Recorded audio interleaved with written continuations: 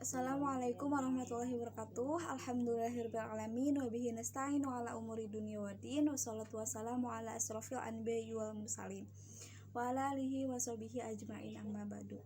Sebelumnya perkenalkan, nama saya Neng Salma Alia Hansa. Saya dari kelas Pendidikan Agama Islam semester 4, kelas PAID, Fakultas Tarbiyah UIN Sunan Gunung Jati Bandung, dengan nomor NIM 120202010.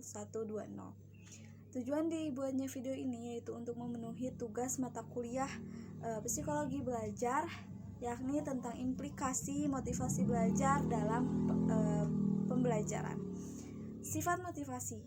Menurut Wina Sanjaya 2010, dilihat dari sifatnya, motivasi dapat dibedakan menjadi motivasi intrinsik dan juga motivasi ekstrinsik.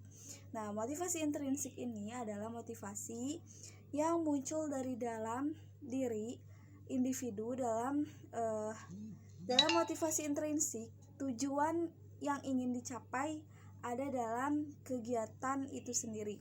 Jadi motivasi intrinsik ini adalah motivasi yang ada dalam diri sendiri. Misalnya seorang ingin menjadi seorang guru. Nah, motivasi itu akan tercipta dari dirinya sendiri. Kemudian yang kedua adalah motivasi ekstrinsik, yakni motivasi yang datang dari luar diri. Nah, motivasi ini contohnya misalnya dari sebuah dukungan orang tua, atau sebuah dukungan dari teman, ataupun dari hal yang lain yang membantu motivasi itu terdorong, yang membantu cita-cita itu terdorong terus. Kemudian selanjutnya ada bentuk motivasi. Nah, menurut Sudirman, bentuk-bentuk motivasi ini terbagi menjadi dua, seperti yang tadi, yakni motivasi intrinsik dan juga motivasi ekstrinsik.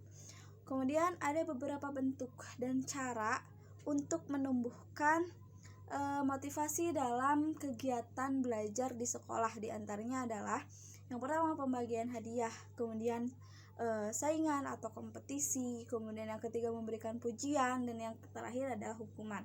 Nah, pemberian hadiah ini jika si siswa itu mencapai apa yang dia capai gitu, apa yang ingin dia capai, misalnya pencapaian yang luar biasa misalnya, kemudian diberi hadiah atau reward dari seorang guru. Kemudian yang kedua, saingan atau kompetisi. Kompetisi ini bisa berbentuk ujian, kemudian ulangan, atau hal-hal yang lain yang berbentuk kompetisi. Hal ini juga dapat membantu siswa untuk melatih daya pikirnya mengenai pengetahuan, kemudian keterampilan juga. Kemudian yang ketiga, memberikan pujian. Jadi setiap apapun yang misalnya hal-hal positif apapun yang terjadi pada peserta didik, itu harus seorang pendidik harus memberikan pujian. Kemudian yang keempat ada hukuman. Hukuman ini ya sudah pasti gitu ya, hal-hal yang negatif yang dilakukan peserta didik sudah pasti akan mendapat hukuman. Selanjutnya ada proses motivasi.